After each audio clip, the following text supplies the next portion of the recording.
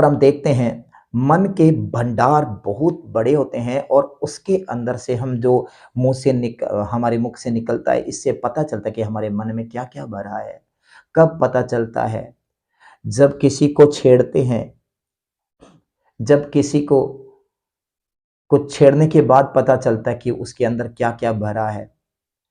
ऐसे किसी को पता नहीं चलेगा, क्योंकि मनुष्य बहुत चालबाज है। वो अपने उसके वो किसी को मिलते समय मुस्कुरा के बोलेगा और बोलेगा सब ठीक है, लेकिन मन में उसको पता है कि कितनी समस्या में उलझा हुआ है। क्योंकि मन में शांति नहीं है, मन में खुदा नहीं है।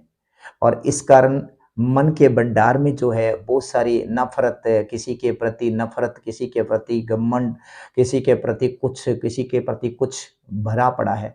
इसलिए मैं कहता हूँ कि परमेश्वर का वचन कहता है भला मनुष्य भली बातों को बोलता है, लेकिन अगर हमारे अंदर भंडार भरे पड़े हैं, भली बातें और बुरी बातें भी है, तो बुरी बातों को हमें निकालने की आवश्यकता है। क्योंकि अगर मन हमारे हाथ में है और हम इसके स्वामी हैं, इसका मतलब है कि हम ये काम कर सकते हैं। प्रभु हमें इसकी इजाज़त देता है। प्रभु ने बाँध कर नहीं रखा हमें, हमारे हाथ में रखा है। हमें विल पावर दी है कि हम किस बातों को देखें या ना देखें, किन बातों को अपने अंदर भरें या ना भरें। ये परमेश्वर ने हमारे हाथ में भी दे दी है। आज मैं किस बातों को सीखना चाहता हूँ, ये मुझ पर डिपेंड करता है। मेरा मन होना चाहिए, मेरा मन ऐसा होना चाहिए कि मैं उस बात को भरूँ।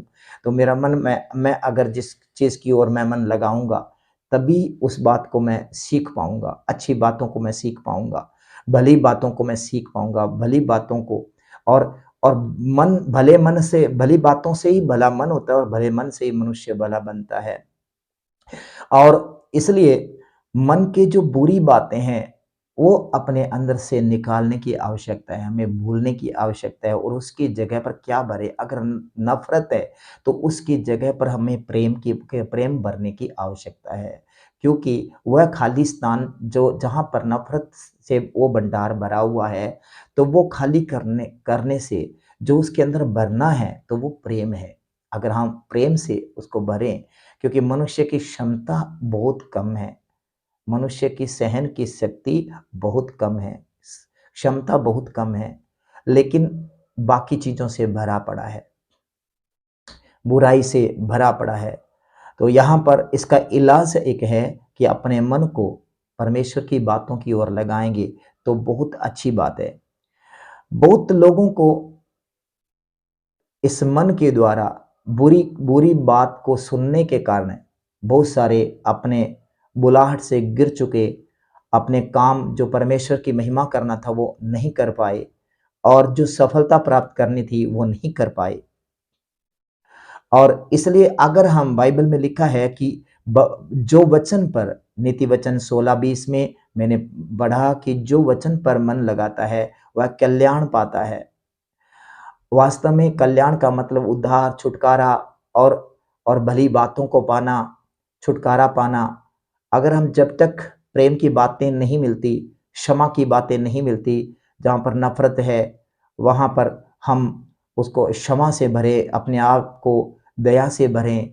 और जहाँ पर बैर है, दुश्मनी है, वहाँ से पर हम प्रेम से अपने आप को भरें।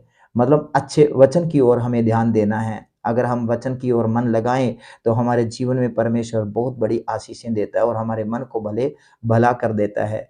और एक बात बताते हैं, हम यहाँ पर देखते हैं बाइबल में नीति वचन 4 का 1 से अगर हम पढ़ते हैं, तो वहाँ पर परमेश्वर का वचन कहता है, हम इसको ज़रूर पढ़ेंगे। नीति वचन 4 अध्याय और उसका 1 वचन से। तो यहाँ पर कहता है, हे मेरे पुत्रों, पिता की शिक्षा सुनो और समझ प्राप्त करने में मन लगाओ। अपना मन कहाँ लगाना है? तो वचन कहता है, हे मेरे पुत्रों, पिता की शिक्षा सुनो, पिता की शिक्षा सुनो और समझ की ओर अपना मन लगाओ, समझ प्राप्त करने में अपना मन लगाओ। ऐसा मन वचन पर लगाओ, मन ऐसे बुद्धि की बातों पर लगाओ। हमारे पास हमें अच्छी लगती हैं वो बातें, जो कि उचित नहीं है, वो बातें, बुरी बातें अच्छी लगती है ना? बहुत अच्छी लगती है कि बुरा करना भी अच्छा लगता है, क्योंकि मनुष्य की जो प्रवृत्ति है वो पाप के कारण ऐसी हो चुकी है। मनुष्य को पाप करना अच्छा लगता है, बुरी बात अच्छी लगती है, लेकिन परिणाम बहुत बुरा होता है। और इसलिए वो मनुष्य बुरा होता है तो परमेश्वर उसका साथ कभी नहीं दे सकता है। मन मन से ही परमेश्वर काम करता है। तो यहाँ पर देखो, कहता है वचन पर जो मन लगाता है वो कल्याण पाता है। उसका कल्याण ज़रूर होगा कि वचन पर मन लगा रहा है। क्योंकि जब तक हम परमेश्वर के वचन को नहीं सुनेंगे, तो हमारे अंदर जो मन में विश्वास कैसे उत्पन्न होगा? जब हमारे मन में विश्वास उत्पन्न नहीं होता, तो हम कार्य कैसे कर पाएँगे? और जो अगर विश्वास से जो काम नहीं है, वो सब पाप है, बाइबल में लिखा है। कि जो विश्वास से नहीं, वह सब पाप होता है।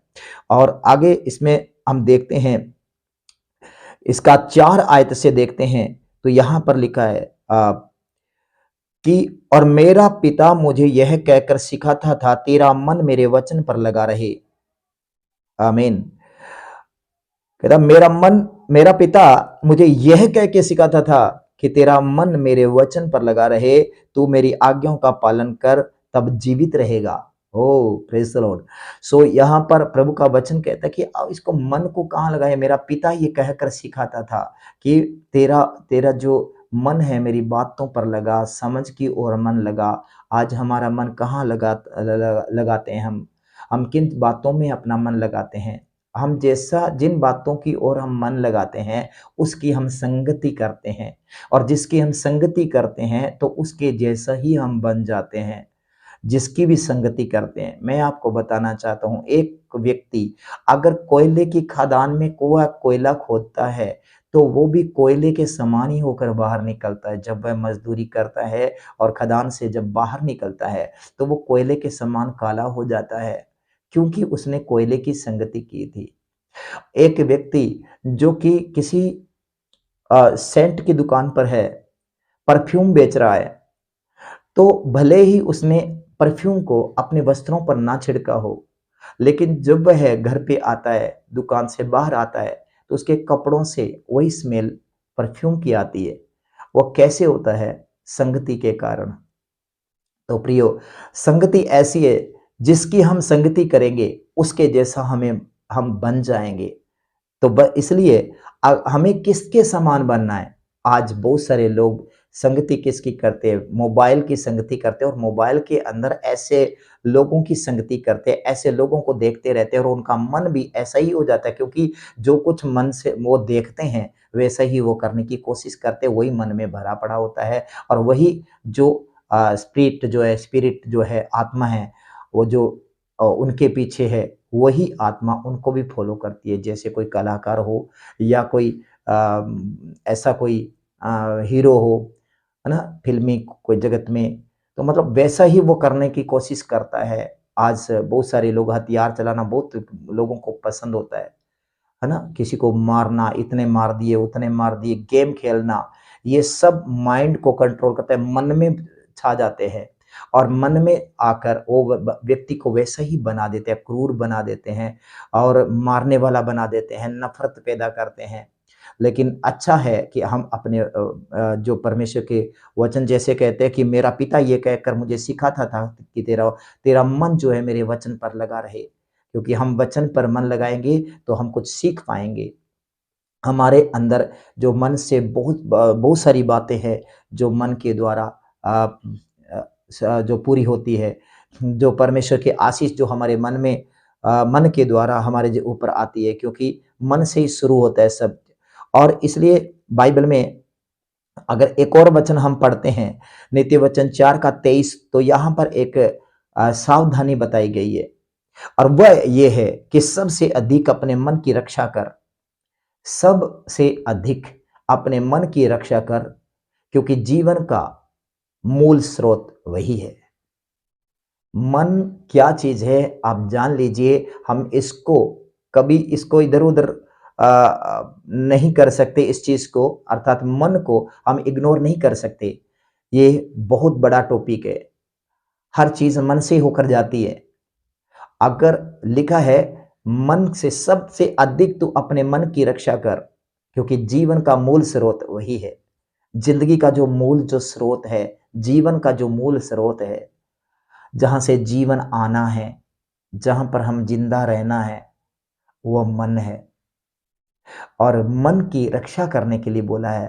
प्रभु का वचन कहता है मन की रक्षा करो। हम कैसे करें? हम निर्भर हो जाते हैं।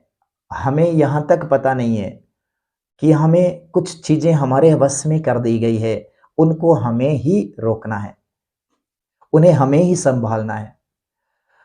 बहुत सारी चीजें हैं जो खुदा ने अपने वश में रखी है, लेकिन बहुत सारी चीजें परमेश्वर ने मनुष्य के हाथ में दी है कि मनुष्य कुछ करे। परमेश्वर के ऊपर हम सब कुछ नहीं छोड़ सकते, या ऐसा नहीं बोल सकते प्रभु सब कुछ तू ही कर, मैं आराम से बैठा हूं, मुझे कुछ नहीं करना। लेकिन प्रभु कहता है तू सबसे अधिक अपने मन की रक्षा कर। परमेश्वर बोलता है तू कर, हम बोलते हैं नहीं प्रभु तुम करो, नहीं आप करो। वो परमेश्वर बोलता है तू कर। अधिक, सबसे अधिक रक्षा मतलब हमारे पास, हमारे अधिकार में है कि हम मन की रक्षा करें।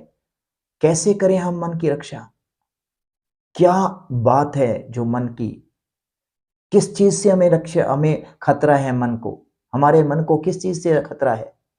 क्योंकि कहता है जीवन का मूल स्रोत वही है। इसका मतलब है कि तुम्हें जिंदगी मिलेगी ना, वहीं से मिलेगी। अगर तुम्हें मृत्यु मिलेगी तो उसी के कारण मिलेगी। बुरा होने के कारण तू नरक में जा सकता है, मृत्यु में जा सकता है, लेकिन अगर मन की रक्षा करे तो वह तुम स्वर्ग में जा सकते हो। क्योंकि मन के भले भंडार भली बातों से भर सकते हो। भली बातों से उसके उसके भंडार भी भले होने चाहिए। मन भी भला होगा तब भंडार भी भले होंगे, और भले भंडार होंगे तो भली बातें भी होंगी। और इसलिए कहता है सबसे अधिक तो अपने मन की रक्षा कर। हमें रक्षा करने की आवश्यकता है। हमें किस चीज से? कि हमारे मन को किसी बुरी चीज में ना लगने दें। अगर ऐसा है, बार बार ऐसा बुरा करने के लिए मन आए, तो प्रार्थना करें। प्रार्थना करें, क्योंकि वो काम परमेश्वर का है। जो चीज हमारे वश में नहीं है वो परमेश्वर के वश में है, वो हमें भूलना नहीं चाहिए। हमें ऐसा करना है कि हमें प्रेयर करना है, और अपने मन को हटाना है, मन को फिराना है। इसलिए लिखा है तो मन फिराओ। यीशु मसीह ने जब प्रचार शुरू किया तो एक ही बात से किया कि मन फिराओ, स्वर्ग का राज्य निकट आया है। इसलिए मन फिराओ और सुसमाचार पर विश्वास करो। मन फिराने की आवश्यकता है। मन पाप में है तो हमें उसको उससे हटाना है। हमें हटाकर प्रभु से सामर्थ्य मांगनी है, प्रार्थना में जीवन बिताना है, और कोई भी काम असंभव नहीं है। हम अगले अगर टॉपिक में, विश्वास के टॉपिक में देखेंगे तो उसके अंदर लिखा है, कहता अगर तुम्हारा विश्वास राई के समान भी हो तो तुम पहाड़ को भी बोलोगे कि सरक कर यहां से तो समुद्र में जाके चला जा, तो वह कहता चला जाएगा। पहाड़ भी चला जाएगा, और कोई बात असंभव नहीं होगी तुम्हारे लिए। प्रभु कहता है कोई बात असंभव नहीं होगी। हम क्या सोचते हैं? हम ये सोचते हैं अरे बड़ा पहाड़ कहाँ है, इसका मतलब हम बड़े बड़े काम करेंगे, बड़े बड़े दुष्टात्माओं को निकालेंगे, बड़े बड़े जो जो समस्या है, बीमारियां हैं, उसको निकालेंगे विश्वास के द्वारा। सब ठीक है, लेकिन बड़ा पहाड़ जो मन के अंदर बना हुआ है उसको कौन हटाएगा? पहले उसकी जरूरत है। हमारे मनों में ऐसे बड़े गड्ढ बने हुए हैं, पहाड़ों जैसी आदतें बनी हुई है, जो दृढ़ बनकर पहाड़ जैसी बन गई है। छोटी छोटी आदतें जो बड़ा पहाड़ बन चुकी हैं, जो कि खुद को भी खराब करती है और दूसरों को भी खराब करती है। ऐसी पापी आदतें, झूठ के गड्ढ बने हुए हैं, धोखा देने के, पाप के अंदर गिरने के गड्ढ बने हुए हैं। इन चीजों से मन फिराना, और उसके बाद यीशु को पुकारना, प्रार्थना करना, उसके लहू को पुकारना, और उन गड्ढों को ढा देने की सामर्थ्य रखना। परमेश्वर का वचन है, जो अगर हम परमेश्वर के वचन पर मन लगाते हैं तो लिखा है परमेश्वर के जो हथियार है, जो उसने दिए, कहते गड्ढों को ढा देने के लिए परमेश्वर के द्वारा सामर्थ्य है। हम शरीर में चलते फिरते हैं, लेकिन शरीर के अनुसार नहीं लड़ते। वचन कहता है कि जैसे हम हमारे हथियार जो है, जो हमारी लड़ाई शारीरिक नहीं है, तो हमारे हथियार भी तो शारीरिक नहीं है, परंतु गढ़ों को ढा देने के लिए परमेश्वर के द्वारा सामर्थ्य है। कहाँ है गढ़? अपने अंदर देखेंगे, ढूंढेंगे तो पता चलेगा कौन सी बात है। तो यहाँ पर इसलिए लिखा है कि धोखा देने वाले का साथ हमें मत दीजिए। सबसे अधिक जो हमारा मन हमें धोखा देता है, इसका मतलब है बहुत सारी जो बुरी आदतें हैं जिसका हम साथ देते हैं। हम हमारी गलती होते हुए भी उसको नहीं मानते। हम दूसरे को बोलते नहीं तेरी गलती है। हालांकि हमें पता होता है कि हाँ ना, इसमें तो मेरी गलती है।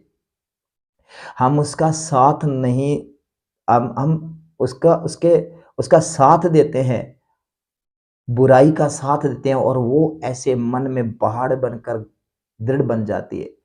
और वही है जो कमजोरी बनती है, और हम शैतान के लिए सामर्थ्य बनती है और हमारे लिए कमजोरी बनती है। ऐसी आदतें क्योंकि हमने उसका साथ दिया। मैं यहाँ पर एक छोटी सी बात आपको चाहता हूँ। आदम और हव्वा ने फल खाया, परमेश्वर के हुक्म को तोड़ दिया। क्या उसी समय परमेश्वर ने उनको बाग से बाहर निकाल दिया? नहीं। परमेश्वर इतना बड़ा दयालु है कि उसने ये बोला, हे आदम तू कहाँ है? हालांकि उसको पता है कि उसने फल खाया, फिर भी पूछा तू कहाँ है? क्योंकि प्रभु आया उसके पास, कुछ आस लेकर आया कि प्रॉब्लम नहीं है, अगर उसने फल खाया तो कोई बात नहीं, मैं एक बार जांचूंगा, मैं एक बार देखूंगा, मैं कोई ना कोई रास्ता निकालूं उसके लिए। आदम सुनकर वो कहने लगा मैं यहां हूं। तुम सामने हो, सामने कैसे हम नंगे हैं? किसने कहा तुम नंगे हो? क्या उस फल को खाया? प्रभु ने जानबूझकर पूछा, क्या उस फल को खाया जिसको मैंने मना किया था? आदम को इसलिए पूछा गया ताकि वह मान ले कि हाँ मेरी गलती हो गई, प्रभु मुझे माफ कर दे। लेकिन आदम ने क्या किया? आदम ने अपनी गलती स्वीकार नहीं की और बोला तुमने, इसका मतलब कहाँ उंगली उंगली उठी? सबसे पहले जो उन्हें माफ कर सकता था, जो उन्हें जिंदगी दे सकता था, जिसने उन्हें बनाया था, जिसने उन्हें रचा था, जो उसका बाप था, पिता था, उसके तरफ उंगली बो करके बोला तुमने, तुमने जो औरत दी है बनाकर, इसने मेरे को खिला दिया। इसका मतलब है आज भी ऐसे है कि हाँ नहीं, सारी गलती औरत की है, मेरी तो कुछ भी नहीं है। और या तो बोलते हैं परमेश्वर और कोई नहीं मिली थी क्या मेरे लिए ये बनाया? नहीं। अब वहां पर कहते तुमने जो औरत बनाई उसने मेरे को खिला दिया, औरत ने मेरे को खिला दिया। उससे पूछा, क्योंकि परमेश्वर चाहता था कि आदम ने नहीं माना तो कोई बात नहीं, मैं हव्वा से पूछता हूँ, क्या पता उस वो मान ले अपनी गलती। उससे पूछा तुमने ये क्या किया? हव्वा ने बोला सर्प ने मेरे को बहका दिया। अर्थात परमेश्वर हो सकता है वहां पर वो वेट करता था कि हो सकता है मनुष्य ये अगर मान ले कि प्रभु मुझसे बहुत बड़ी गलती हो गई, मुझे क्षमा कर, तो हो सकता है परमेश्वर कोई रास्ता निकाले खुद, क्योंकि परमेश्वर उपाय करने वाला है। लेकिन फिर भी उनको श्रापित करके बाहर निकालिया। फिर भी परमेश्वर ने उनके साथ एक वायदा किया, उसका प्लान में था कि एक दिन मैं क्या करूंगा, इसके बदले में, तुम्हारे बदले में उस मसीह को भेजूंगा कि वह तुम्हारे बदले में अपना प्राण देगा और तुम उस पर विश्वास करके फिर से मेरे साथ मेल कर सकोगे। तो इसलिए यीशु मसीह को इसलिए भेजा गया। यहां पर बात यह है कि वो उन्होंने अपनी गलती का साथ दिया। और आज हमारी भी गलती क्या है? सबसे बड़ी यही है कि हम अपनी गलतियों को नहीं ढूंढते हैं, और ना ही अपनी गलतियों के को हम एक मतलब अपनी गलतियों के को नकारते नहीं हैं, उसको उसको उसके साथ हो जाते हैं। और हम अपनी गलतियों का साथ देने के कारण हम खुद भी दुखी होते हैं और कोई रास्ता भी नहीं मिलता है। हमें अपनी गलतियों को ज़रूरत है अपने मन के जो गढ़ों को जाँचने की ज़रूरत है, कमज़ोरियों और उनको दूर करने की आवश्यकता है और दूर करने के लिए प्रभु यीशु मसीह का लहू है। आगे हम कंटिन्यू चलेंगे और इसको टॉपिक को हम पूरा करेंगे। आगे बहुत अच्छी बातें इसके अंदर मन के बारे में लिखी है।